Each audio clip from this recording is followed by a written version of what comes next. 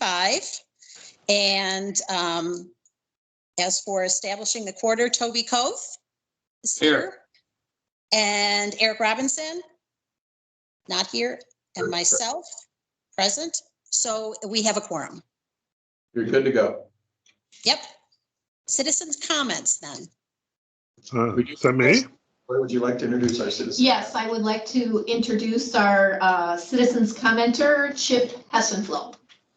How you doing? I'm Christopher Hessenflow. I'm representing the Hampshire, the police pension board.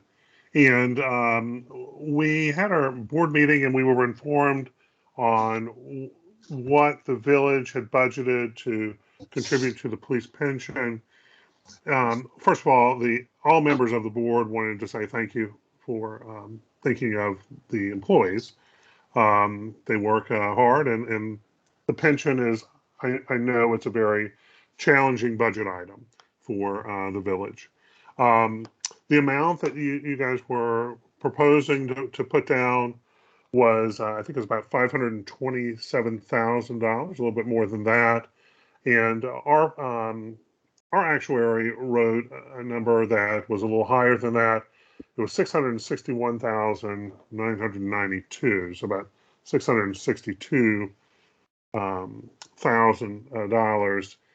And we, by being a member or a trustee of this committee, we do have to represent the interests of the employees. Once again, this is a formality that we have to do. And one of the things that we wanted to make sure that you were aware of is that when we established this police pension, we were limited on what we were allowed to invest in. In fact, overwhelmingly, I mean, it's just cash. And we run our numbers at 6% a year through the actuary reports. I mean, they get run every year. And so, 6% this year, 6% on top of that the next. There's no way we haven't hit anywhere near that amount of return to be able to even use those funds to keep up where we ultimately need to be. And by putting in or earmarking less than at least our actuary or the private actuary we hired puts even a bigger strain on future taxpayers. They're going to have to make up all those returns. The village will eventually have to make up all those returns. In addition to that, if there was any type of emergency where there were multiple officers injured or so they couldn't work again or anything else that is unmentionable, we would run through that pension fairly quickly. And then once that is, it just becomes their pension payment true line item on your budget. So we wanted to make sure that we were aware of this. We wanted to have a record that to use so we can put in our notes that that's what's going on. And that's about as exciting as it gets. Thank you.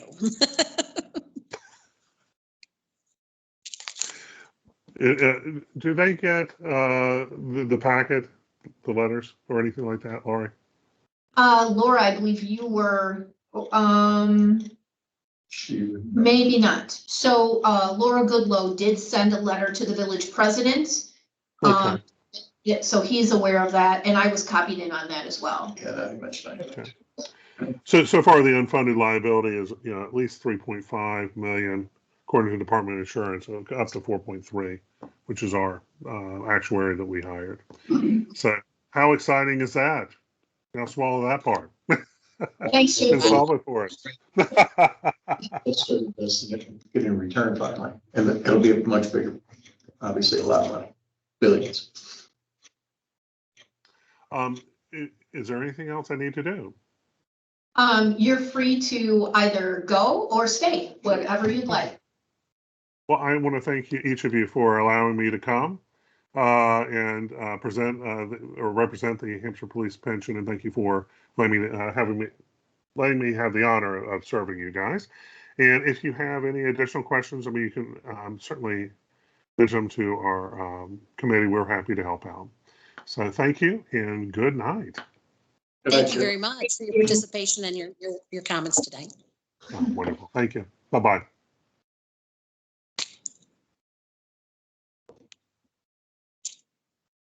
Okay, then we move next into the fiscal year 2023 budget presentation, and I will hand it over to Lori.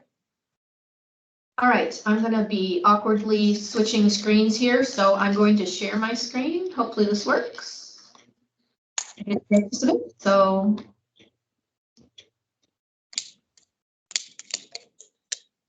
Good job. Woo, all right. So welcome to our first operating funds review and meeting of the budget committee. First of all, I just wanted to remind the group of our budget objectives. We're going to focus on village services and funding these activities at adequate levels. We're demonstrating a commitment to our existing infrastructure and proactive repair and replacement through continued long-term planning, and we will eventually bring this group into our multiple year capital budgeting plan. We're looking to provide sufficient funding for equipment replacement, building maintenance, and with a special emphasis, continuing emphasis on information technology. And our goal is to balance the budget growth commensurate with the growth of the village. Whoops. Today, we're going to be going over the operating funds. So just as a reminder, the general fund is the primary fund of the village and used to record all revenue and expenses that are not associated with a special purpose fund. So this covers all of the administrative and operational tasks of the village, administration, police, and the streets department. And then we're actually going to start with the water and sewer fund. These are each operating funds of the, which are special, they're enterprise funds. And enterprise funds are those funds where the village is actually charging users for either goods in the case of water or services in the case of sewer services. So all the revenue and expenses of those funds we'll go over as well. So we're going to start with utilities. And overall, I just want to remind you or let you know that when you look across all of the operating funds, we have included a cost of living adjustment for employees of 4%. And that 4% is closely correlated with the CPI index for the Chicago, Elgin, and Naperville region.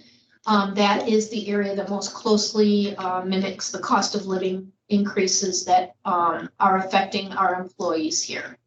And then overall also our health insurance, which is a large expense to the village in all areas of personnel, is looking at an increase of 8%.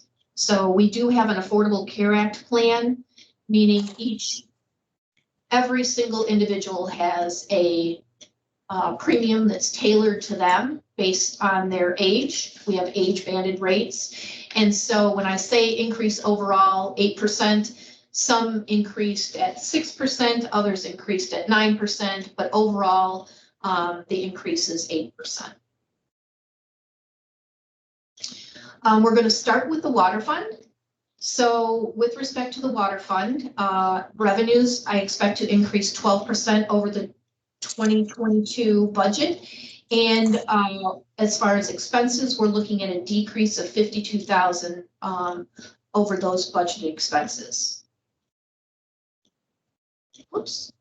The water fund initiatives include a Scada system upgrade. Scada stands, Laura, I'm not sure if you know what Scada is, but Scada stands for Supervisory Control and Data Acquisition. That system monitors both the water and wastewater systems. We communicate either through cellular, some radio technology, but I highly recommend, if at some point you're able, to go to the wastewater treatment plant, and Mark Montgomery, our supervisor of utilities, would be happy to show you the Scada system. It's pretty fascinating. It shows the water levels in the water towers and what pump is pumping what, and it's fascinating. So that system has been in place for probably 20 years. We've done some upgrades as we've added infrastructure to the system, but overall, it's still running. This sounds horrible, but it's not as bad as it sounds. It's still running on a XP platform, or run through an XP platform. And so we intend to do a significant upgrade to the tune of about $110,000 in total between the water and wastewater systems to get the system functioning on a Windows 10 platform using the same software that we're utilizing today. Some of the other initiatives include what we call trans-voltage surge suppression. The power here in Hampshire is not very consistent, and some of these big pumps and various controls are very sensitive to surges or brownouts, and TVSS is very important to all of our systems. So we're continuing to add that this year. We intend to do some brine tank cleaning and repair. We'll continue our commercial meter replacement program. And then also we're proposing to undertake a utility master plan with the continued development in the village, including residential and commercial. We have a second train at the wastewater treatment plant that needs to go online. We have a well up at Tam's Farm that does not currently have a water treatment plant or electricity, and as a matter of fact, to pump the water there. So we need to really get a handle on when we'll start needing these particular things. They will come at a great cost also, but this master utility plan is a big deal that we feel like we need to undertake. All right, so that being said, I'm going to flip out of my PowerPoint and over to the water budget. So as I mentioned, in the water fund, I expect the sales to, let me see if I can expand this a little bit so it's a little bit bigger. Laura, you have copies at home, right? Yes, I'm working off of them. We can see it fine. Yeah, Are you okay with that? Okay. There you go, that looks good. Yeah. So we expect water sales themselves to go up about 11.85% overall, an 18% increase in revenue, including a water sewer improvement charge transfer of $165,000. That will help fund some of the capital items that are included in the water fund budget. Any questions about this? Just to let you know, our water rates are tied to that CPI index that I spoke of that we are utilizing for COLA increases for employees. So our water rates are going up 4.1%. It will add approximately $6 to the bill if you're using about 10,000 gallons of water every 2 months.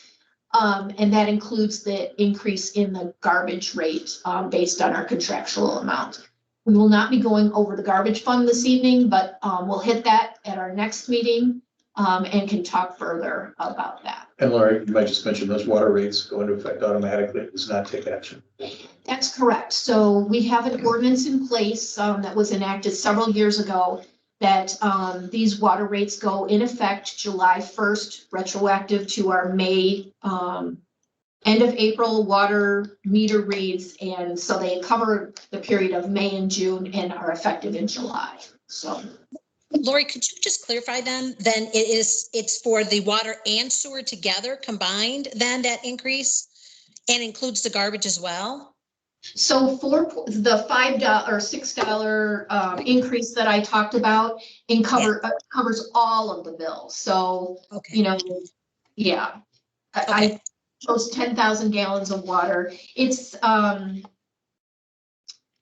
don't have that right with me, but I think I can bring that up really quick. You want to know the breakdown of that $6, Laura? No. I just wanted to get the general idea that it covers water, sewer, and garbage. It'll be a $6 automatic increase that'll hit then July 1st, correct? Yes. Okay. That's fine. I'm good with that. Yep. Okay. All right. So moving on to the expenses. In the water department, we actually expect our expenses for personnel services to be just slightly under what our projected amounts are this year. We've had some staff turnover, and so we will be hiring a new water and sewer maintenance person that will be split between the water and sewer departments. Therefore, the wages are lower. And we do expect health insurance to obviously increase the 8%. And then because I don't know if this individual will be a young person with a low rate or a more experienced person with a higher rate, I have their health insurance projected at kind of an average rate that I do across the board when we don't know. With respect to the expenses, I think I'd like to point out some of the higher expense line items for you. And if you have any questions as we go through the list, I would be happy to stop and go through that. And I wanted to let you know also, this is still a very fluid document. Some of the things that we are reviewing are the cost of fuel. When I say fuel, I'm talking energy prices, so NICOR gas, gasoline, diesel, and those types of things. And then we're getting more and more information about future developments here in Hampshire as far as residential. So as recently as yesterday, we did add some additional homes to our projections based on some townhomes that we expect to be finalized and put into service here in the village this next fiscal year. So with respect to that, you'll notice that the utility system maintenance account is significantly lower than our projected for this year. That stands out to me simply because you'll recall that we did the water main replacement at Route 72 near the Casey's, and then also did the Cameron Drive cul-de-sac completely rehabbed. And those amounts, the Route 72 came in over our budgeted amount simply because of the engineering required. And then the Cameron Road was not budgeted at all, but was taken care of in this fiscal year. So that explains that. Lori, before you go, and I just want to make one comment there. Typically, when that happens, Mark cuts other things and other line items in the budget. So his expenses, as Laura said, I think are going to be under budget for the year. So even though this particular line item is over, that it's being offset by some of the others. You see a lot of negatives up there also. And then one of the other things that's going to stand out is engineering services. This does include the master utility plan that we just spoke about. There's approximately $124,000 in the budget for engineering that on the water side. In total, the expense is expected to be around $200,000. And that does include everything from evaluating when some of these facilities will have to be placed into service. It also includes a rate study to make sure that we are appropriately charging our and that those rates can drive the capital improvements, the debt service. So you'll have a full presentation at your next budget meeting 2 weeks from tomorrow, tentatively, a full presentation on that proposal, the PowerPoint presentation by EEI. Okay, can I ask then, just while we're right there for engineering services, because it was budgeted then last year at 55,000, and then right now we're at 80,000, 125 it says, and that we're projecting at 120. If I understood what you just said, we did a lot of extra things that we hadn't been planning on last year, so they were covered in this, but yet we're still looking at a budgeted amount of 158. So I'm trying to figure out if we've done a lot of the stuff that we weren't planning on last year, this year, why is that one still up so significant? Some of the, when you actually look at the worksheets that I sent to you, you will see that some of these expenses are, take the 8 months ending 12/31, divide by 8 and multiply by 12. And that is the case in engineering services as far as the $120,000. Okay. We are obviously incurring some expenses like for the NARP nutrient planning thing that's ongoing right now. I'm just very unclear, and I think we're unclear of the timing of some of these expenses. So that's why the engineering was left at that.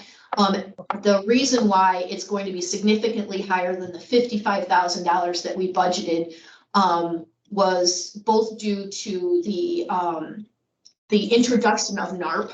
I had no plan for that to be expended at all this fiscal year. And that's another state mandated. Yep. Program. And then the Route 72 engineering had to come out of there. We had under budgeted in that project. And that's for a water main break that Toby's very familiar with. It's been going on for years and years. We had breaks over there, so we finally replaced it. But it also includes the study that we're proposing. So those are projects, Laura. So every year it's going to be a different number.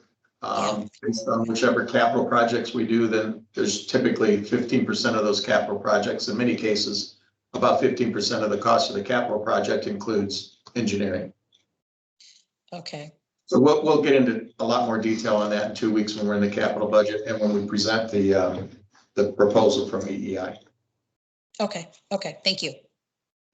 One of the enhancements that we put into place this current fiscal year was the addition of Enterprise's fleet management program.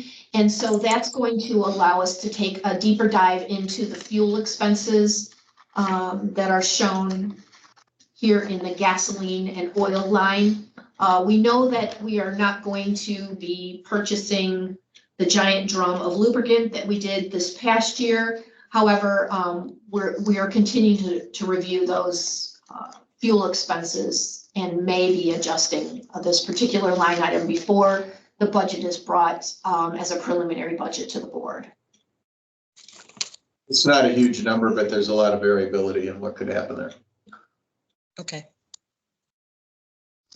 And then the thing that also stands out in this area is contingency. We do have a $50,000 contingency fund budgeted for this particular fiscal year. We're hoping that some of these engineering expenses or additional breaks that have to be fixed can be expended out of this particular line item. So that's a big difference.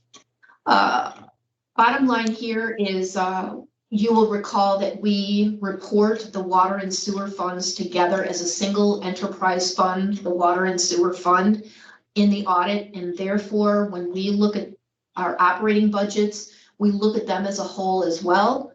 So in this case, water revenue is in excess of expenses of $25,849.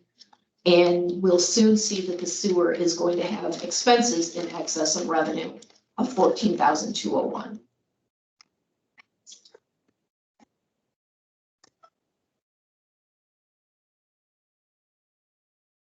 Sorry about that. All right, any questions about the water fund at all? All right, the sewer fund is our next fund that we're going to go over. Sewer revenue is expected to increase 5% over the 22 budget. And overall, the budget expenses will be increased, or the budget expenses for FY23 will be $107,000 over the budgeted expenses for FY22. In the sewer fund, we also will be doing the Scada system upgrade, also putting in TVSS in our lift stations, and then doing some preventative maintenance to various pumps. We will be doing some control upgrades and also have a portion of the utility master plan expenses in this fund as well.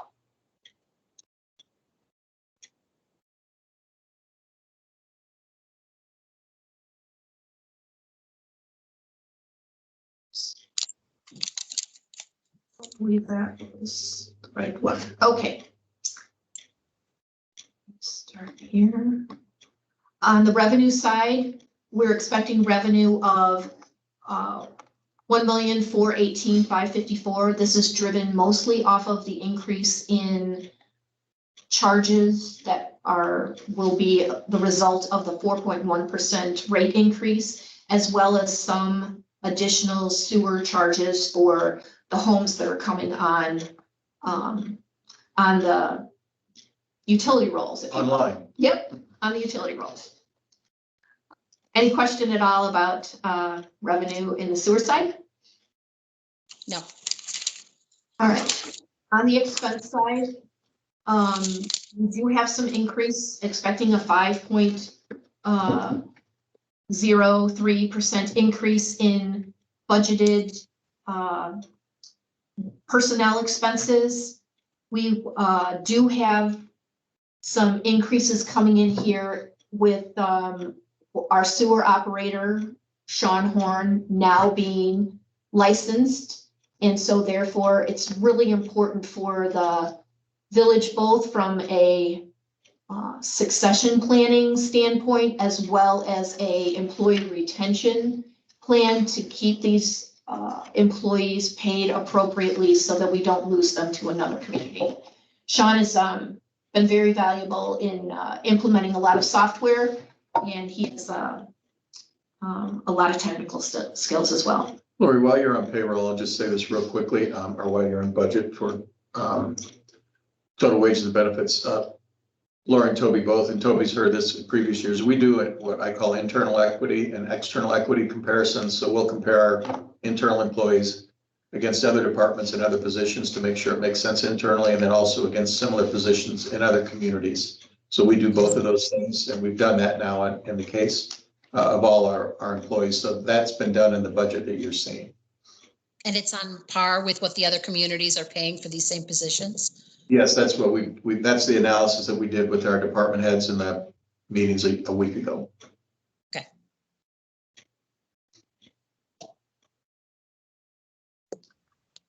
All right. The way I should explain a little bit about how the employees work in the water and sewer department too. Our supervisor of utilities and two of the maintenance work split between the water and sewer funds. And then we have a water operator, individual that's designated water operator, and a designated sewer operator that are in their respective funds 100%. So that's how. And they're sort of the lead in each side of that. Right. And that's where we had some turnover. One of our more senior people, they had to be let go about 2 weeks ago. So we're going to be bringing somebody new in the next couple of months. We're going to be posting a vacancy, Toby, if you know anybody. All right. Then to go over some of the equipment stuff, contractual services, we hire out a lot of the work that's done that requires specialized repair or rehab. So in the maintenance equipment area, our budget is actually increasing $53,000 over the, or sorry, 53% over the budgeted and planned expenditures for FY22. Let's go to that tab just really quick.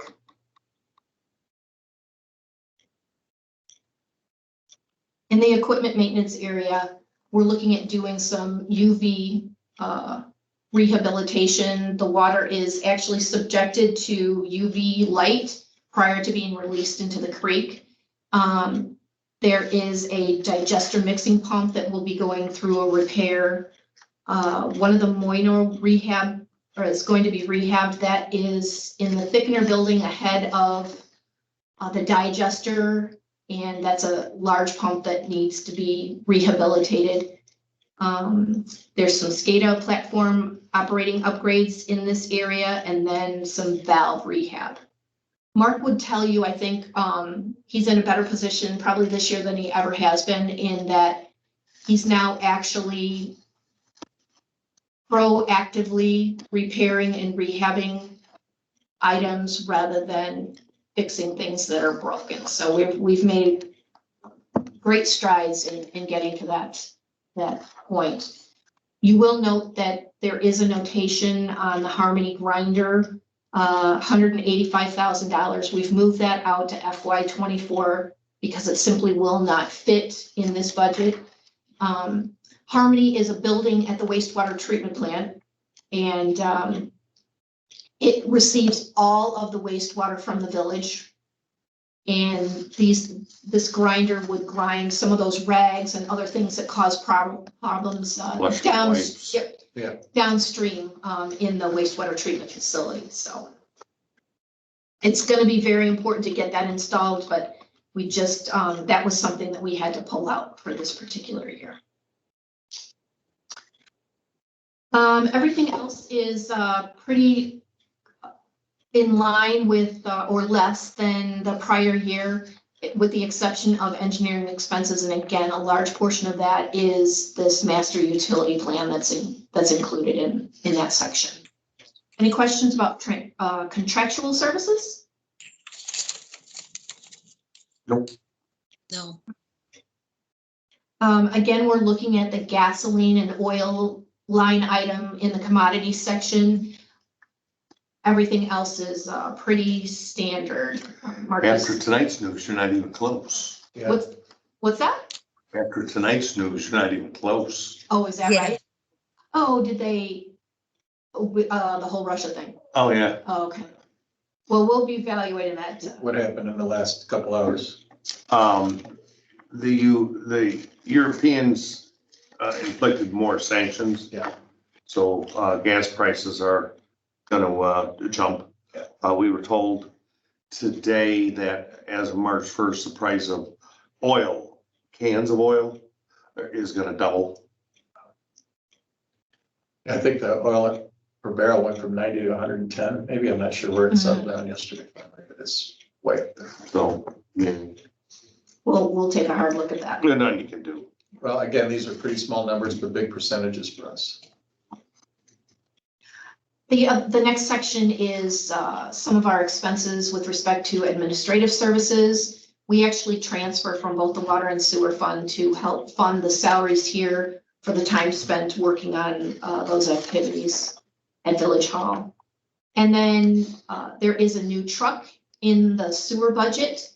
They had added a head count last year without adding a vehicle to get that individual around. So we're down a person currently, and everyone has their own vehicle, but they often take on different activities, and so therefore another vehicle is needed.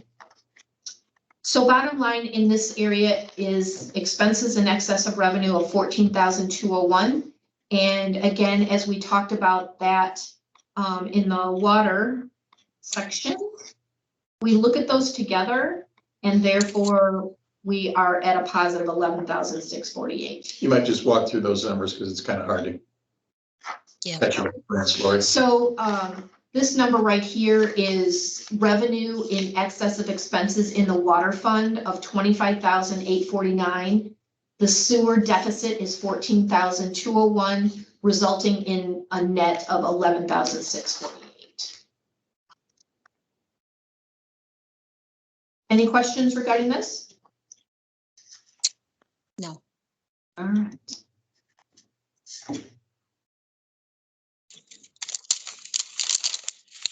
General fund savings. General fund revenues are up 4% over projected 22 revenues and 17.8% over fiscal year 22 budget.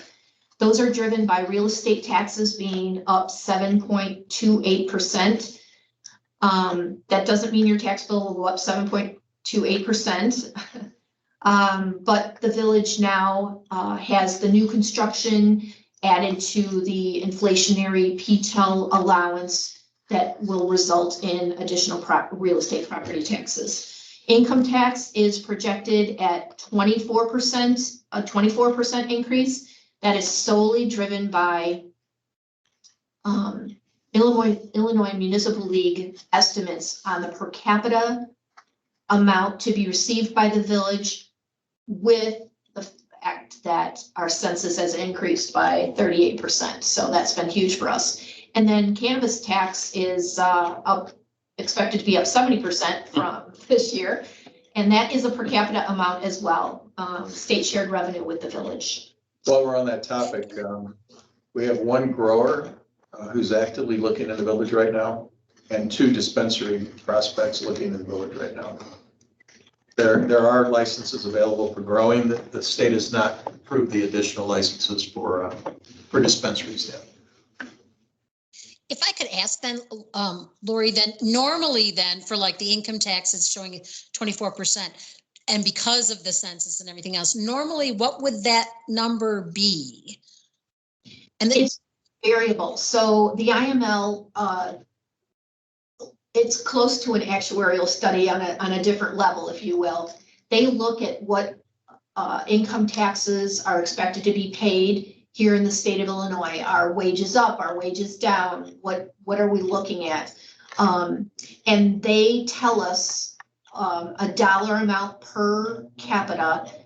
It has gone up and down. It's very variable. We might get a revision to the estimate mid-year where the revenue is actually going down. So I highly rely on their estimates for our budget in this category, because I would have no idea, other than a feel for whether or not I'm paying more income taxes personally. And even the IML's challenged during COVID to know what, you never knew what the federal government was going to do with federal taxes, and that the child tax credit, for example, the state could say we're going to recognize that too. So the IML is really just guessing, but they have a really good track record. Is the state going to give us any a bigger portion of income tax? Well, there is a bill that we're pushing really hard that the IML and Metro West would. So just a little history on that, Toby. You probably remember when it maybe not that far back. It used to be 10% our share. Now it's down to 6%. It went down to 8% and then 6%. There are 2 bills pending right now. One that would take it back to 10% right away, and another one they're pushing really hard. It's not in the governor's budget, so I think it'll be a challenge. It would take it to 8% this year, which would give us a pretty substantial increase, and then 10% 2 years from now. So those 2 things have been proposed, and the IML and Metro West that represent us are pushing really hard. Mike's been really good about contacting the legislators, and I have too. So we're hopeful, but it's not expected in this budget. And we're at 6% today during, my short tenure here with the village.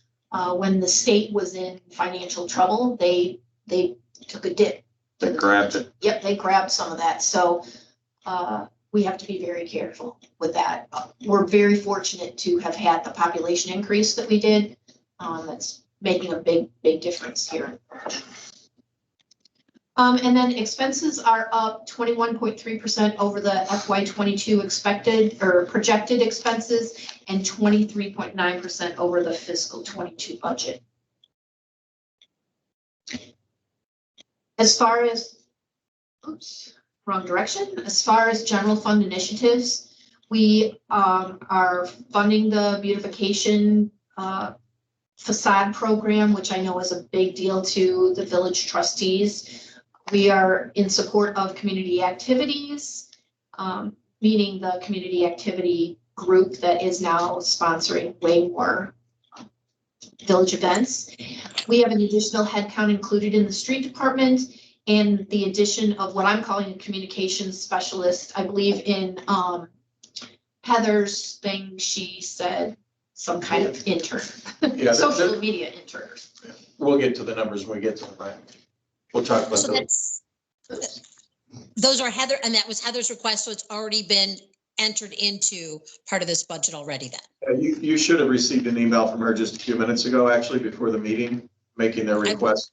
I was able to make a peek at it, and I was at their meeting, so I just wasn't sure if her request, I Yeah, went ahead. the community events is 1,000, is it? Okay, Yeah, I went ahead and put that request in because I hadn't received her email yet. But I Okay. knew what they were and you did too for the meeting. So they're in here. That doesn't mean they have Okay. to stay in. And just Okay. as you recall, that $11,000 is not a person. We should change that language, Lori. It's supposed to be a contractual service. Well, yes, You made it sound like a person. okay. So that's not a person. That'll be, if it stays in the budget, that would be a contract with somebody who does that for a living. Either A5 or probably somebody less expensive. And the only other thing that she had in there, as you recall, is there's 9,000 in there to do the 6 issues of the budget. 6 issues of the newsletter. Right. Newsletter that we had not done before, and then $1,000 for the community events committee that Linda sits on. okay, and the 9,000 for the newsletter, that we started doing that, but that had not been budgeted last year, right? That's No, correct. Yeah, we had planned on just doing 4 issues a year, and then the PR committee wants to do one every water bill, which is 6 times per year, or an additional $3,000. Okay, So their request was 9 plus 1 is 10 plus $22,000 for the committee. And frankly, the committee spent a lot more than that the prior year, and we hadn't budgeted anything. The prior years when we did all our branding changes, and so it's good that they that we asked them to think ahead and know what their budget is, put a request in writing rather than just coming up with ideas throughout the year. okay. All right, in the area of administration, we are expecting personnel services to increase by approximately 9.9% over the 22 projected amount. I made a notation of in that section regarding Josh. He is receiving a salary increase due to his successful completion of his MPA program. And he's already full-time, so we've just got the increase in health benefits, the 8%. It actually shows 23% because we had a little bit of a change in classifications with respect to people wanting HMO versus PPO, et cetera. So we've got that all worked in there. The total bottom line is about a 9.9% increase. And I just want to reference Josh a minute. Josh is not only graduating from his MPA program, but he's also taking up more responsibilities. And he'll be handling a lot of the work that Mark Schuster handles now for the Planning and Zoning Commission. So that'll reduce our legal expenses and also some of the code enforcement work that the board's talked a lot about in the last year. So he has a new job description and his new duties will start May 1st. And all the salaries and everything, this is all including the 4% COLA that's being requested? That's correct.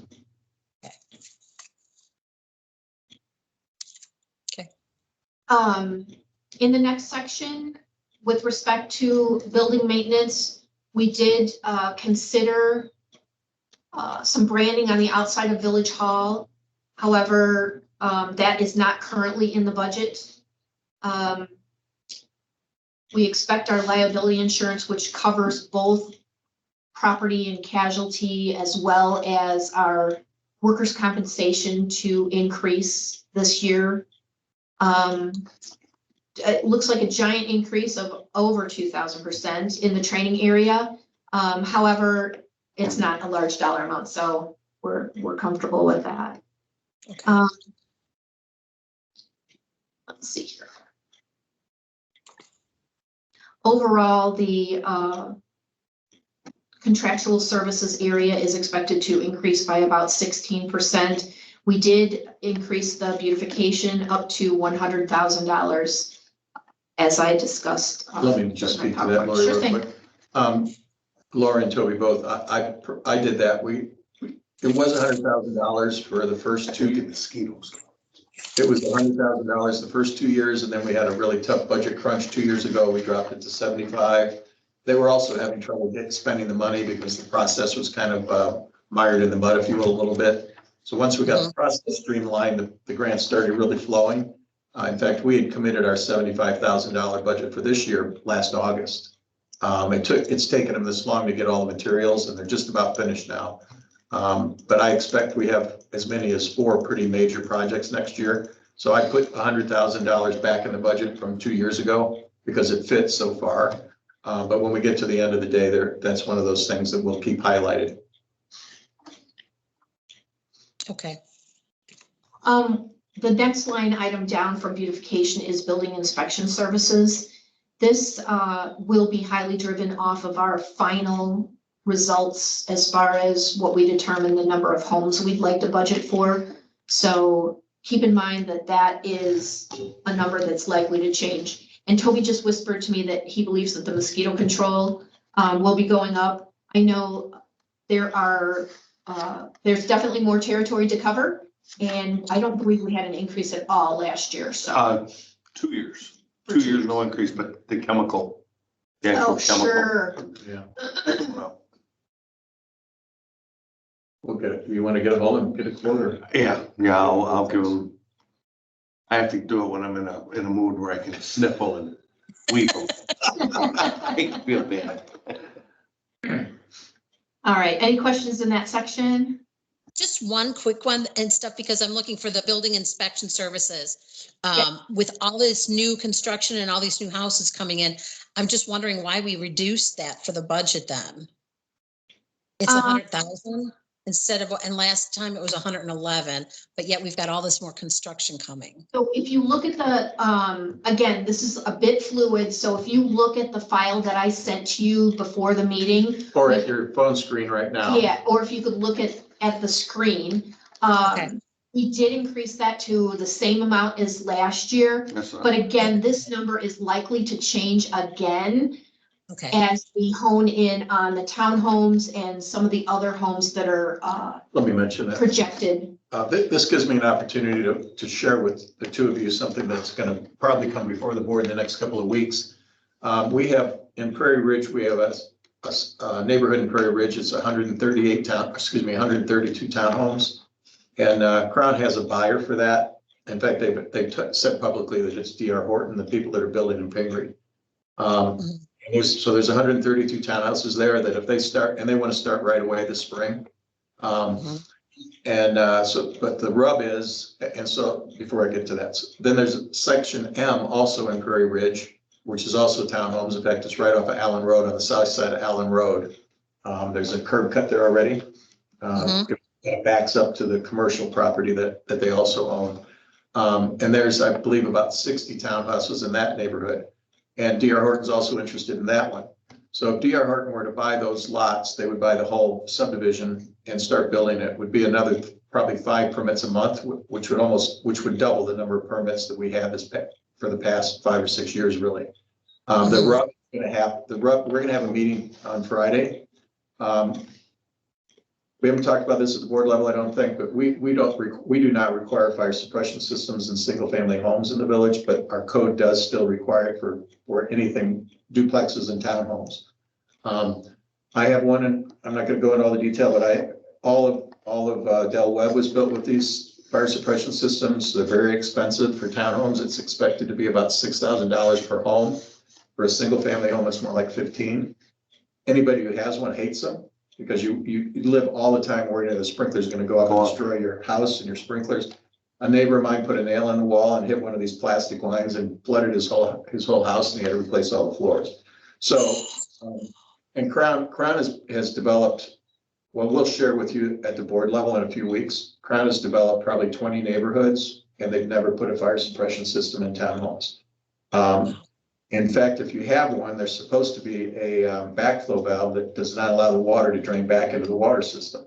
There is a backflow valve there. Which has to be tested every year. Right, and when I live in Huntley, I have to have it tested every year and pay. We don't require that here. In fact, Josh is looking into it right now, why we don't. We probably should be. It's actually a federal EPA and a state of Illinois requirement.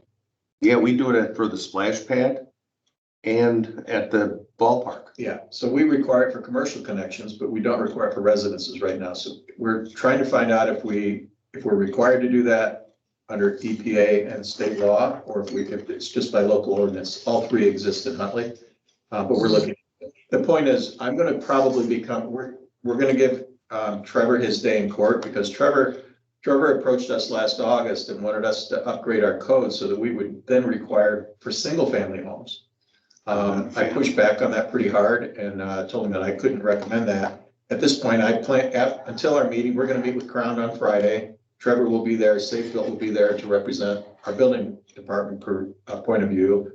I'm gonna keep an open mind until then, but I would just tell you that if we don't waive that for townhomes, we probably won't see another townhome built in Hampshire again, because it's such it's a cost that our surrounding communities don't have. Huntley no longer requires it. They learned their lesson back in 05 and 07. Pingree Grove doesn't require it for single family or any other type of townhome. So we really have a lot of confidence in Trevor, and this may be, we're gonna meet with Friday and see where he says, where he is, but this could be something that we might have to part ways on. So I just want to give you a little heads up on that. It will drive revenue, and it'll also drive development in the village. Okay.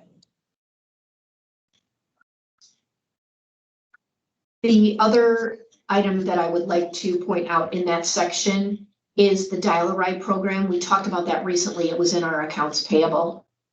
It has been proposed that that program expand, and while I have increased the expense slightly, I have not put anything in for an expansion of that program.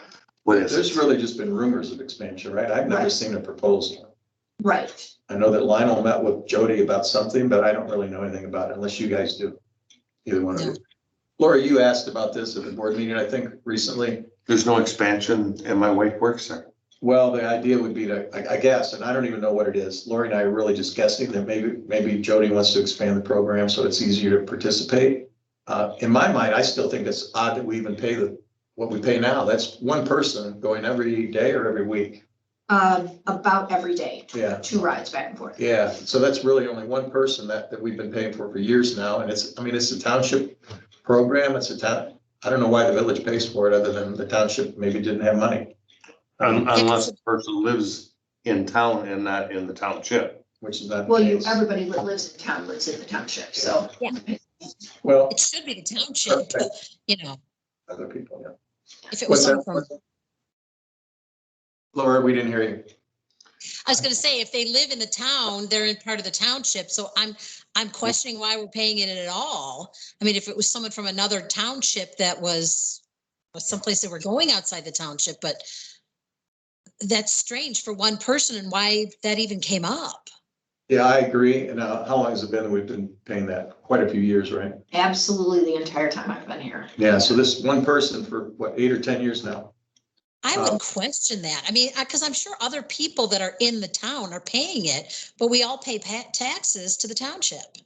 Right. So we're all covered by the same facilities. So, I mean, honestly, that could be a credit coming back to the village. Yeah, I feel the same way, but I'm not, I wasn't here when this started, and it didn't come up this year until the rumors about it expanding got to my desk, and that's when I dug into it a little bit, and that's when Lori shared with me how this, well, I knew how it worked before. As long as they stated that number, didn't really raise any issues, but all of a sudden there were these emails floating around. I can't really speak to it, because all I know is that Lionel met with Jody, and I haven't heard any results of that. So I'll talk to Mike about it probably this week and find out what he knows about it. But it may come up as a request to increase, or it may just stay there. But yeah, it's a question of whether we should really be paying it or not. Even if it's proper for us to be paying it, if it's not, that really isn't something that the village should be responsible for. So the intergovernmental agreements. I forgot about that. Sorry. It is such that the township, it has an intergovernmental agreement with PACE. And PACE provides a huge subsidy to this program.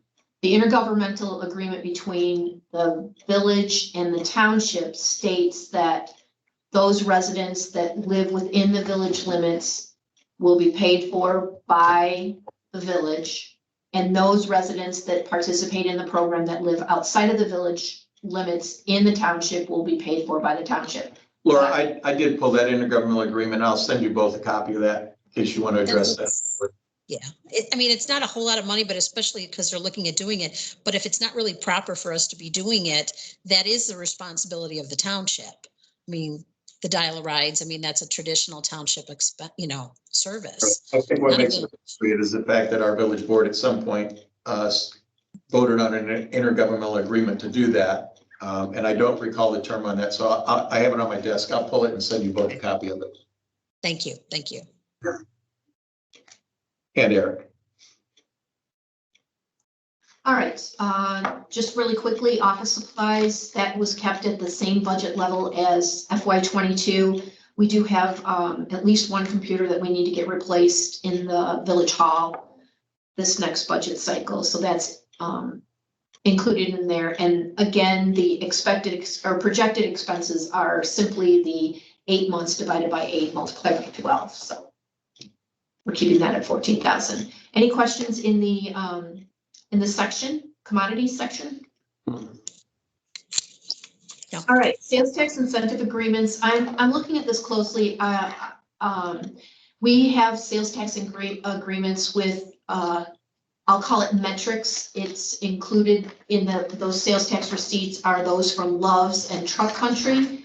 And then we also have a sales tax incentive agreement from, or with Seagulls. Seagulls is the only one that gets a regular distribution. And so this amount is huge simply because at any time, the metrics group could request their money. And so therefore it has to be placed in the budget. So it's included in there. They must be doing pretty well if they got a couple $100,000 laying around that they don't need. Yeah. 213,000. All right. The next, does anybody have any questions about administration? We are expecting our expenses to be 31% over the projected budget for this year at 1,000,004 and 18% over the budget for FY22.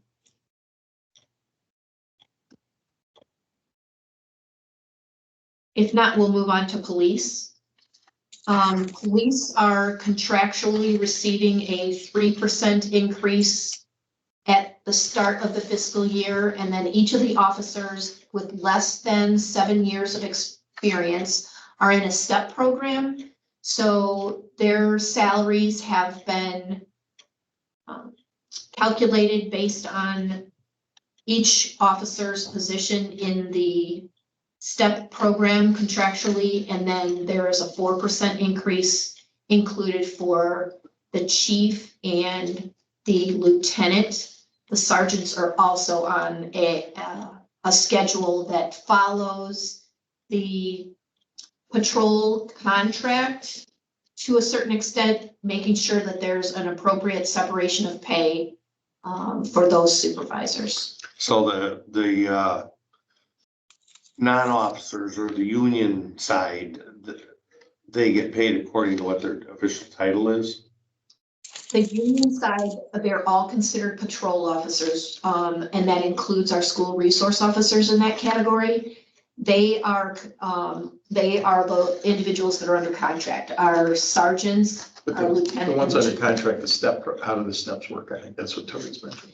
So It's based on years of service, right? it is. Okay. Contractually, there is a 3% increase, and then as they reach their anniversary date and take another step to, 4 years of service, they will get another bump. Gotcha. And, And those I bumps are believe typically around 4 or 5% too. it's usually 3% unless you hit a milestone, like I believe it's at 3 years, you get 5%, at 5 years, you get 5%. So there's some extra. Well, this is the first year that our other non-union employees will actually get 4% versus the 3% in the contract. All of the police officers will get a step increase to it, except those that are at the senior level. They will not get a step, but they'll get the 3%. Right, they'll get the 3%. And what I do want to mention while we're on the topic, since Lori just mentioned Brine, is I did 4% for all the department heads this year. This is the first year that we haven't had to do some external equity. So I think everybody's at the proper comparison to each other internally and externally. So all the department heads are at 4% this year. And I'm at 0 because I have a contract that calls my calls for my budget, and I'm not complaining about that. Okay. You were very generous with me last May, so I'm fine with that. And then, as Mr. Hessenflow pointed out, we are using the Department of Insurance's actuarial valuation suggested employer contribution versus the pension funds actuaries amount. Can I try a layman's attempt at this? Lori's Yeah. a genius at this, so you have to be able to justify your amount that you fund every year.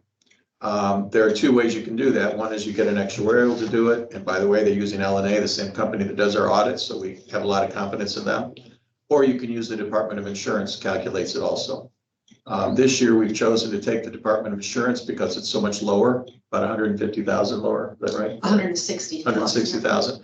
And, you know, we know that we're just kicking this can down the road. So let's just keep it smaller until we come up with a funding source that will adequately fund the general fund and those police pensions. But let me ask you this, Yeah. if it gets moved to Springfield, we won't have to come up with that, will we? Well, we won't be managing the investments, but we'll still making the contributions for sure. Yeah, and then they could change the law anytime and require us to fully fund at some point. Because this actuary, I don't even know why they need an actuary if they're not investing.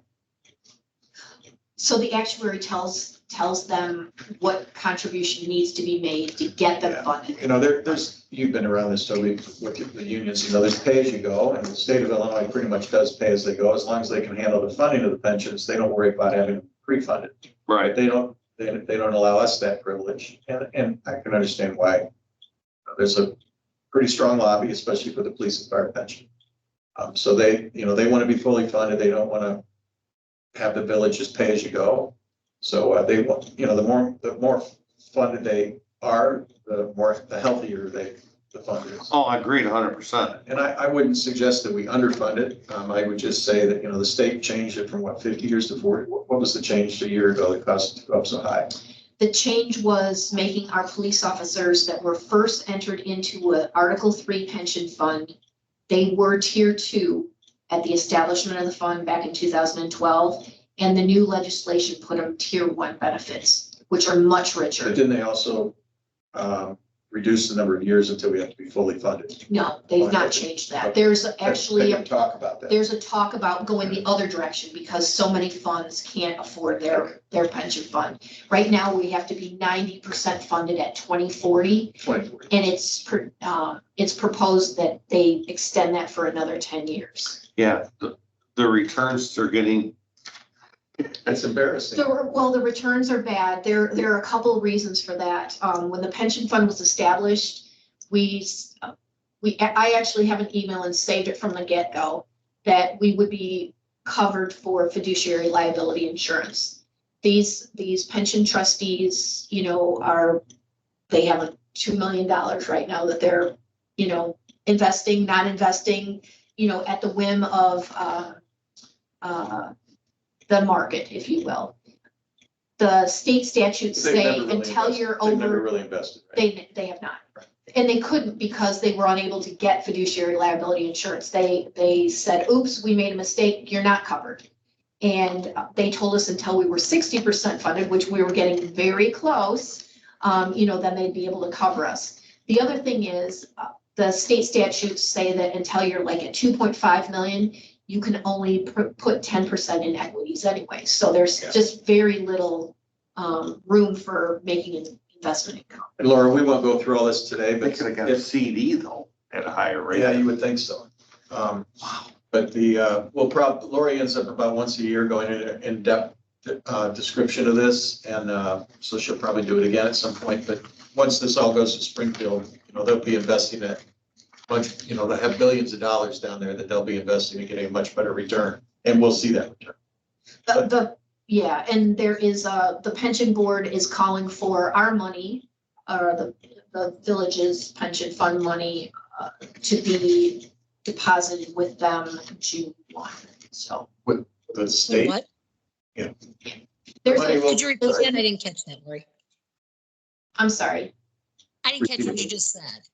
So There is a Illinois Police Pension Fund, like a big fund that was established by statute also, requiring all smaller funds, anybody outside of Chicago, so we're all called downstate funds, to pool their money together. They have established their board. It consists of several active police officers and. The point is, we've been waiting for like a year or more for them to take the money to Springfield, and it's about to go. Is that what you're saying? It is about to go. On June, did you say June 1st? It's supposed to go June 1. Yeah, I think the firefighters' pension has already been handled. For some reason, the police has just taken a lot longer. Because this is a group fund though, I mean, and all the municipalities are being pulled into it. What about all those other municipalities that are so underfunded or are not able to make these payments? I mean, we're going to be making ours, but what about all those ones that the municipalities that don't have that money? The to put investments towards will all be accumulated, but the funds will still be separated by community. So we'll still be responsible for funding ours. We'll just be getting the investment. I presume we'll all be getting the same return on investment. Yeah. Yeah. So we won't be covering justices, you know, the Village of Justice or something. Correct.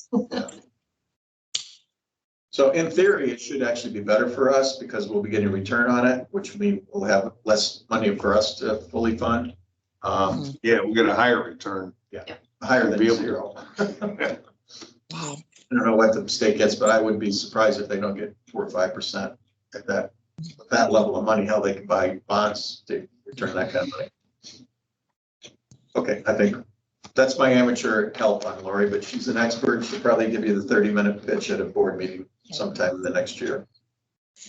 Lori, before you move on, I'm just going to say I'm going to shut off my sound and video. I have to go get my cord. I wasn't planning on doing this on my phone. So I'm listening, okay? Okay. Don't hurt yourself. I know, that's why I'm taking the sound and everything else off. Go ahead, Lori. All right.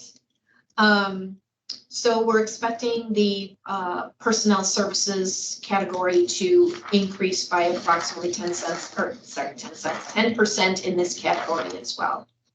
The next category is contractual services.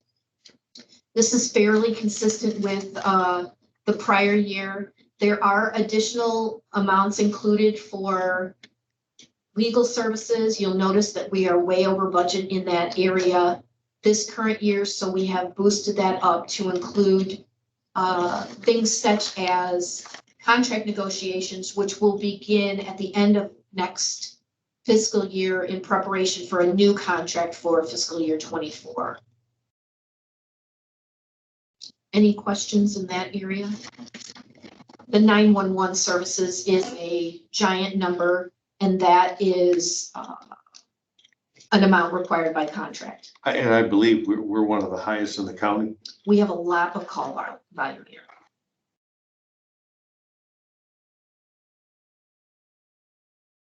All right, moving on to commodities in this section. Again, not a huge difference. We are still continuing to look at the gasoline and oil line item in this category as well. The other expenses are fairly consistent. You'll notice that installment payments are going up.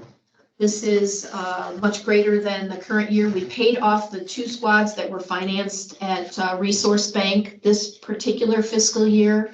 And then they were paid off in fiscal year 21. And this year we're hoping to get a few of the 5 squads that are currently being outfitted in place. And so we expect to have some installment payments for those lease payments incurred in FY22. But next year we will have all 5 squads online with expected installment payments of $64,500. And all 5 of them are in town now. They're being outfitted. So we should see them on the street in the next few weeks.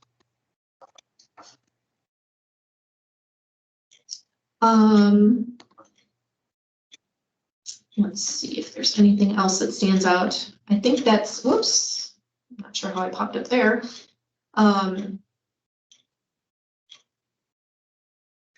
So the police department bottom line is expenditures of 2,731,000, a 12% increase over the projected expenses for FY '22. Now that includes going to the 12-hour shift that we talked about not long ago, and also it's really pretty much a half a head count increase. So it'll be a full 14 full-time police. As far as the street department, that's our next section. We do have a new head count, an additional head count in that area, leading to a 23% increase in overall wages and benefits. We have the increase in, the change in health insurance. We actually had budgeted a much greater number last year, and we had an employee that decided to go with their wife's insurance, and so therefore we're expecting that to happen again this year. So the budget is actually a little bit lower despite the 8% increase that's being incurred. Nothing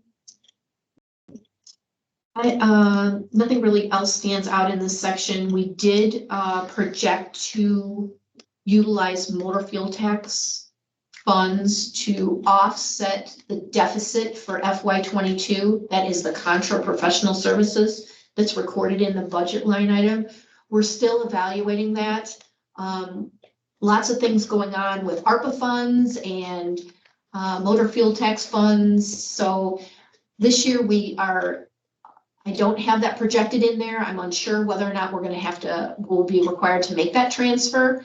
And if not, it's always easier not to. And then for this fiscal year 23, that is one of the ways. We'll know more in 2 weeks. Yep, we're going to possibly discuss doing a transfer here. Oops. All right. Toby, it's too early to celebrate, but the initial bid opening was yesterday on that water connection, and it looks like it came in well under budget. We were worried it might be way over, but tomorrow we get the streetscape bid opening for the second time. So we kind of have to wait till we see both of those. All right. But it looks like the water system, that's going to work. Oh, is it by one of the bigger companies? No, actually the two lowest bids are Kane Excavating. Well, the larger one, I forget the name, but it's the company that's doing the work for Lennar here. Is it Lima, Lori? Lima. LEMA. Yeah. Yeah, Lima. They're probably pretty substantial. But Kane County Excavating is the deep ones that live here in town. Yeah, I know him real well. Yeah. So one of them was the lowest, but they didn't come in quite as well on the minority participation. And the one that's a little higher did meet this requirement, or not the requirement, but the goal for minority. So we're waiting for that to sort itself out, and then also see what happens to streetscape tomorrow. Are you back with us, Laura? I am. I dropped the phone at one point, so I think you were on my floor for a while, but I heard you. apologize for anything that you saw. All right. No Okay, ambulance coming. It was good. All right. So a few of the line items that stick out in this section, especially in the areas of streets and sidewalks. Sidewalks is one that I remember very closely. That is, we have applied for a Safe Walks to School grant, and there is a local match required. So that is included in this sidewalk line item. And then the streets, Jay, I need to open my other file. So the 106 for the sidewalk, that'll be our portion of payment. Right. That'll include our local match, yes. Okay. Yeah.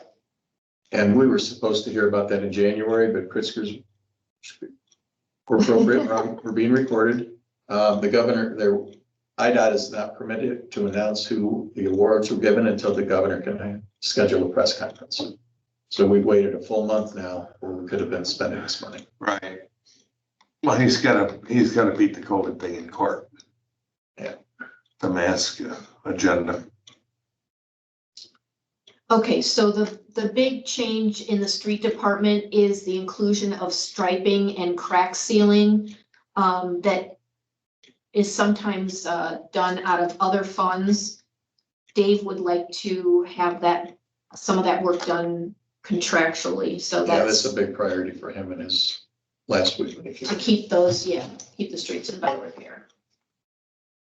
So Everything else is fairly consistent or a low dollar amount. So the bottom line is contractual services are expected to increase substantially, 72.5% over the 22 projected budget and 51.8% over the Which if we don't get the 106 could drop substantially. Yeah. Yes, absolutely. Yep, that's the big kicker in that area for sure. I think if that goes out, we are probably back down to the $10,000 again in that. Well, and we didn't even spend that this year. What Dave wanted to do with 10,000 was pick one neighborhood and just replace them all. It's just liability issues. If we know where they are and we fix some and not others. Nobody's really figured that out yet. And not any village has really figured it out, but Dave would love to fix some sidewalks. So there's a little money in there for that. It would not be part of the match program. Right. The next the next section is commodities, and these are increasing slightly with the exception of the gasoline and oil line item, which is significant 35% increase and being reviewed. Before it goes to the board, we will have maybe a better handle on that. Yeah. Toby doesn't think so. Our bond payments are actually going down in the street department. A portion of Dietrich Road was completed when the TIF fund bonds were issued. So that took care of the infrastructure in the TIF fund over on Kai's and Industrial, as well as Dietrich Road. So the street does have some debt that it's paying. Dietrich is part of TIF. No, the bond proceeds were split between the TIF and Dietrich Road. Oh, okay. So that's why the street has a bit of responsibility for a payment there. Okay.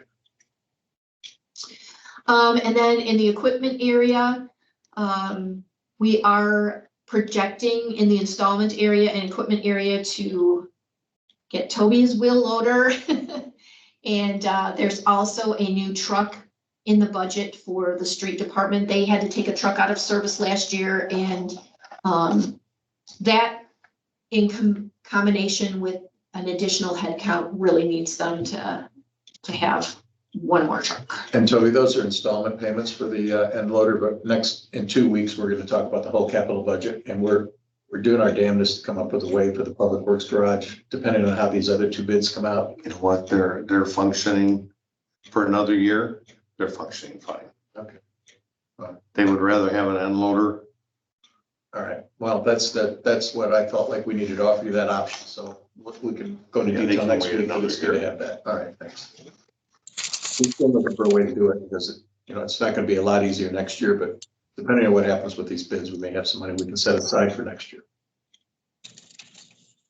All right, and then we have just some small commissions and committees down in this section, planning and zoning.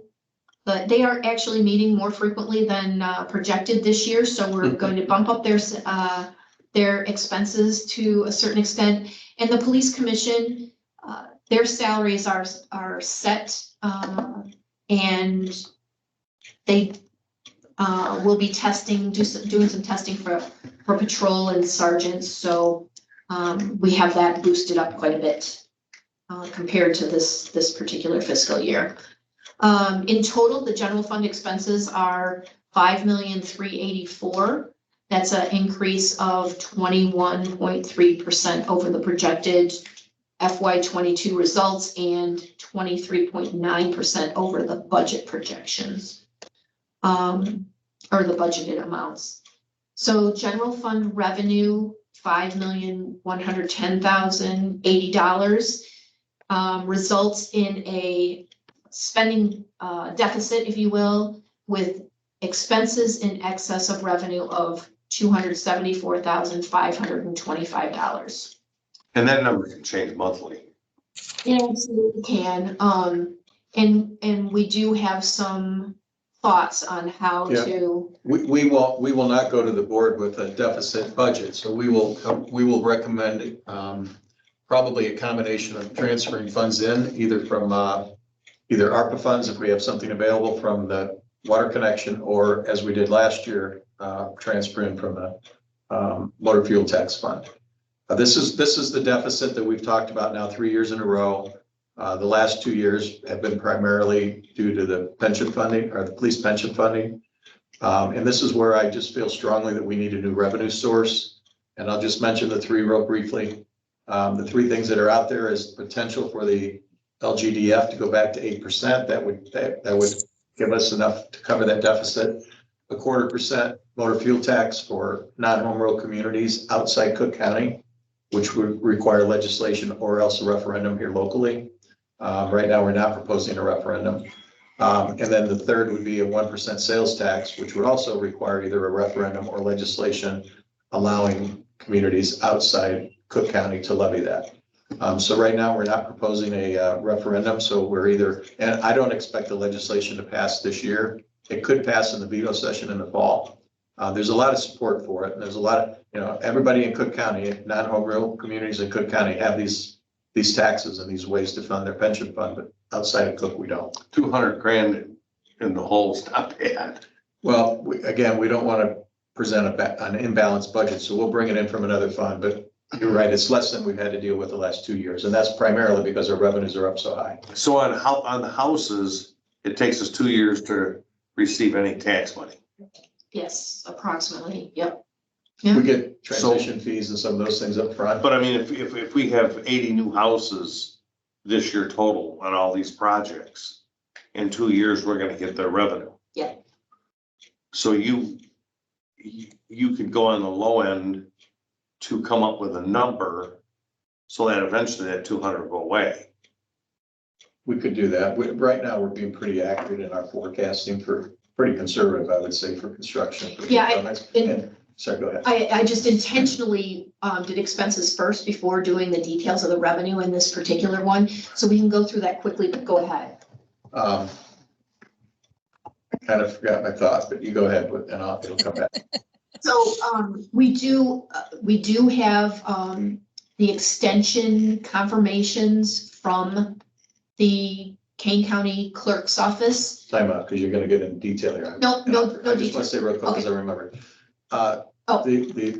The industrial side of property taxes is actually a much bigger piece for us than residential. That's why it's so important that we have a balanced development strategy. So, for example, Stanley's new building, the vacant one, $36,000 in total property taxes. Our portion of that is about 6%, right? Mm-hmm. So that's $4 million value. It would take a lot of homes to add up to $4 million to generate that much profit. But right now, the immediate forecast is housing is gonna continue on. Yeah, we expect housing to continue to grow. Well, I think, what do you end up having in here for the total number of permits next year? I think I put in 75. Yeah. And I said 80, so Yeah. we're- And it could easily be 90. But again, the bigger piece, when you bring on these buildings, like when Pet Ag came on, that was a big number for us. And we're probably seeing that money now because that came on 2 years ago. Yes. So some of those commercial buildings, it's really important that we get the commercial and industrial. If we were to Oh, I agree.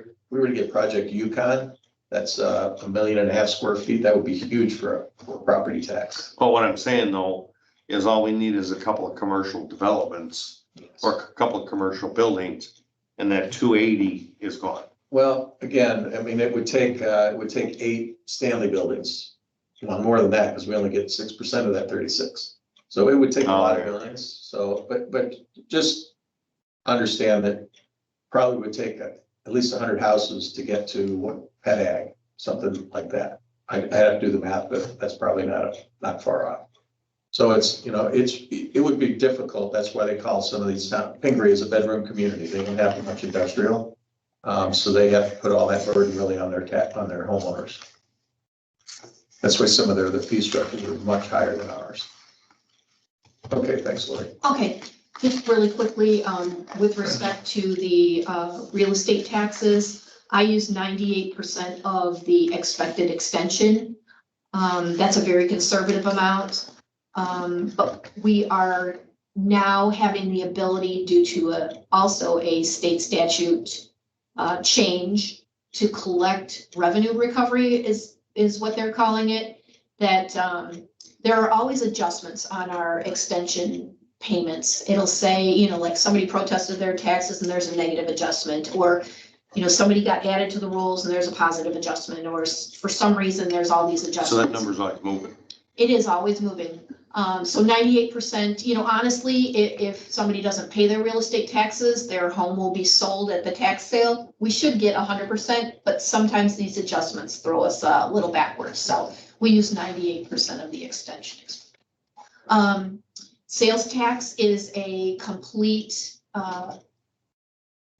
Lori estimate, if you will. And I actually have reduced that by 5% over our projected for 2022. I'm just concerned about inflation and, the ability to get cars and some of those things that are generating large sales tax dollars for the village.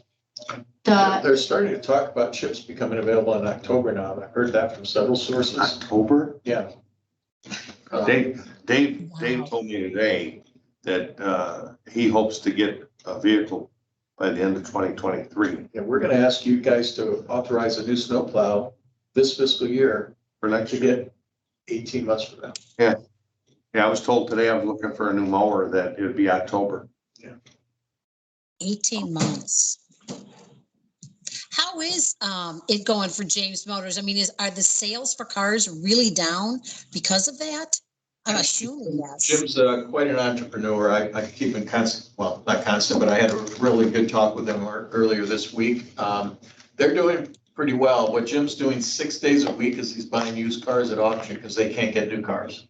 So they're making the same revenue and the same profit, selling fewer cars, but used cars. And they make more margin on used cars, and there's no negotiating these days. You walk in and pay whatever stickers on the car. If it's a new car, you're paying sticker plus. If it's a used car, you're paying what they're asking. So Jim is, and in fact, when he called me, he was just exhausted. He said he's spending 6 days a week on his computer at auction because you can't go live and walk around and see the cars and do what you normally do. Not because of COVID, because he just doesn't have time to go to 6 different auctions every day.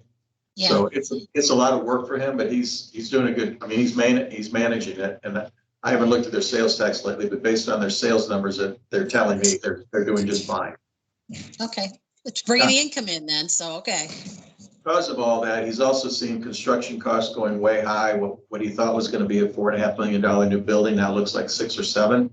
So he's told Chrysler Stellantis, I think is the name of the new company. He's told them that it's going to be a couple of years before he builds a new place. So he finally told me that this week. So I don't expect any activity on that new dealership for a while. Okay. Oh, the other thing he told me is that they lost their general manager at one of the other dealerships. So Vito's now sharing time between 2 dealerships. So he's driving himself crazy. Uh-huh. They're doing all right. They're just working really hard. They've got a lot of turnover. Their people are in demand. So it's a tough business to be in right now, but Jim's staying focused. Yeah. Still at it. Mm-hmm. Okay, Lori. All right, just to go through this section really quickly, that Illinois Municipal League provides per capita estimates for sales, use, and cannabis use tax, and I use 98% of that. You will notice the big jump in state income tax being almost $200,000, and we're just shy of that $1 million number, which would be great. And that's due to the census change from 5563 to 7667. Good job. Yeah, 38%. Yeah. The other estimates are mine. Telecom tax has been going down year over year, so I've reduced that by 5%. Well, I guess in certain categories, we kind of split that up between telecom tax that is usable for anything, something that's reserved for the streets, and then something to pay for the street debt that we talked about earlier. Utility taxes are the taxes that are received on your ComEd and NICOR bills, and those are going up. It's kind of a give and take. So there's, greater efficiency in our equipment in our homes, but we are gaining homes. So Is the tax dollar per therm? So if the price goes way up, does our tax go up, or is it? That's a really good question. That might be worth looking at. Yeah, I'll look at that. Similar to gas tax, whether it's on a Yeah, dollar. our gas bills have almost doubled. Yeah, mine doubled. Yeah. And then we are expecting some administrative service reimbursement from the garbage, water, sewer, and SSAs. We received some small reimbursements for random engineering expenses, and the reimbursement other includes the 2 school resource officers that the school district pays 2/3 for. One thing I failed to mention in the police department is we did budget for another crossing guard at Lakewood. Right. Of which does the school reimburse us for that? No. Wow. They picked And up, that's for the school up north, by the high school, the new, okay, yeah, the new grade school across from Lakewood. okay. And then we will be selling some police cars. So we have a little bit of gain on the sale of fixed assets, our places for eating taxes down in this area. And we will be receiving a safety grant from our workers' compensation company in the amount of nearly $3,400. Did you put in the extra for the slot machine increase? Didn't we double that? So that is down in the permitting section. down here. Doesn't go until January though, so we're only, Oh, we're all gonna right. get 4 months of it in this fiscal year. Yeah, And it's still only, was it like 12,000 annually, I think? right. Yep. So we'll see a little bit at the end of the year. So this section, there, it's pretty straightforward. We do have some young and very active police officers as far as tow fees. So I've boosted that back up to match the revenue expected for this You say year. active, you mean the writing tickets? Yep. Yeah, And then building permits is subject to change again, based on our conversations as soon as Friday with respect to those new townhomes. So that's how the revenue was. Here. Any questions? Nope. All right. nope. Pretty That's it for straightforward. tonight, right? That's it for tonight. It's a lot to digest. Yeah, if you want to make any comments or anything, you can do that, or we can adjourn the meeting and we can just chat if you'd like. Well, I do know, I mean, with everything that's going on, you know, it concerns me with the amount that we're under, or over budget, I should say. 280 grand. Yeah, so you know, I've got some real concerns, and I know I'm not all for, you know, just moving between, you know, funds. You know, we've got to make some decisions and resolve some of the issues too. You know, we can't keep going this way, and I know it's going to be a balanced budget when it's finished, but I think some decisions need to be made, so. How many years have we been running a deficit? At least 8 since I've been here. It's often projected to be at a deficit, and then A lot more of a deficit than this. Laura, as I mentioned before, I do think that the solution here is, I think it would be really difficult to cut back $260,000 in this year. It would definitely mean we'd have to hit our employees at a very difficult time when they've just been through tough 2 years. My personal opinion is that the solution, the long-term solution is a new revenue source. Now that's a matter of opinion, and that's just mine. So that's what I reported to the board the last year for the first time and this year the second time. And I mentioned earlier what those 3 things could be. There are some other options too that we may bring up at the next meeting, some other ways that we could raise revenue. But if it's a matter of trying to, you know, live within our means and not expand revenue, I think that's going to be real tough in Hampshire. One of the things that we're paying the price for is, you know, Crown put in $65 million worth of water and sewer facilities in this town close to 20 years ago now. And a lot of that equipment is due to be replaced. And I mean, we're running some media that's designed for 10 years and it's been out there for 22 years. The only reason we're still using it is because we're going to eliminate that now when we do the water connection. and we save Mhm. $80,000 by waiting, but every day is a risk. So Yeah.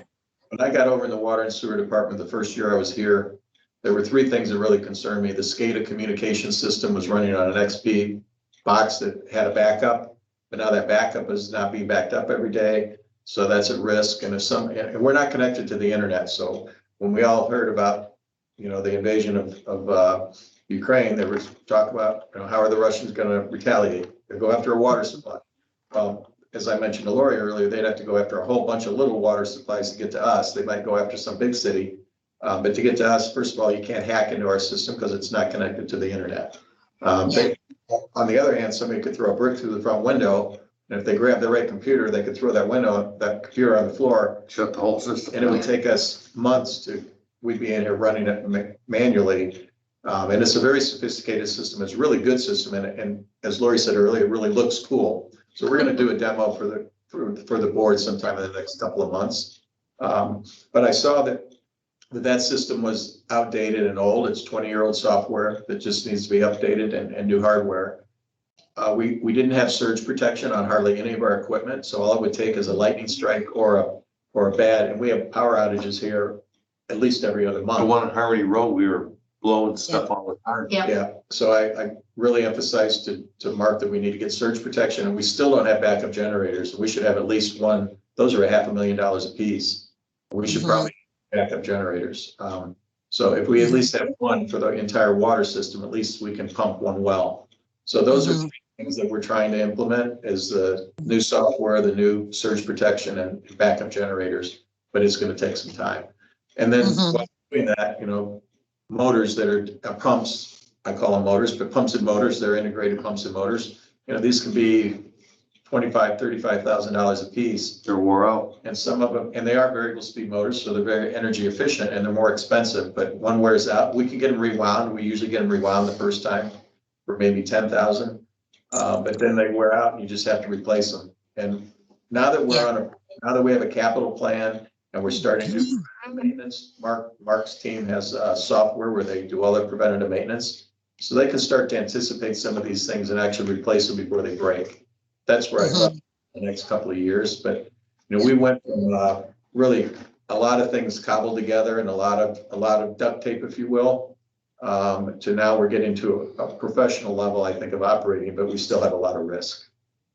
Yeah. And it's the kind of risk that's pretty catastrophic. If you can't treat your sewage, it just goes downstream. If you can't pump water, people don't have water. If well 7 goes down, the truck stop has 11 hours of water and then it's empty. They shut it down, all of it, 11 hours. Now that will change that's why we're doing the water connection. So But if you go over and look, the computer boxes are hanging off a baling wire off the wall. And some of the stuff's duct taped together because of the seals being bad and they can't get it. So we're getting there, and Lori said it, Mark's, you can see the enthusiasm because he feels like he can finally do some things he's been wanting to do for years, and he does, he doesn't breathe. What's that? He can breathe. Yeah, he can breathe a little easier. But we have to be careful. We can't go crazy all at one time either. Right. Sewer, water, public safety, primary, This is fantastic for me. I've sat here for 8 years wondering if they're gonna kill the lights on us while we're having a meeting. For me, this is phenomenal for me. Okay. All right. That does it for me. Announcements is the only thing I guess is the next meeting will be March 10th then at 6:30 p.m. It was originally said we were going to do it on the 9th. We've had to move it to the 10th for scheduling purposes. And the other quick announcement I was going to do was that Heather Fodor had given us her budget requests, but that's already been discussed. So that's all I have. Others covered. Okay. So anything else then, or do we adjourn? A motion to adjourn, I think, would be in order. Is there such a motion to adjourn? I'll make the motion. I'll second. All in favor? Aye. Aye. We stand adjourned. Josh, if you'll turn off the recording, I would like to,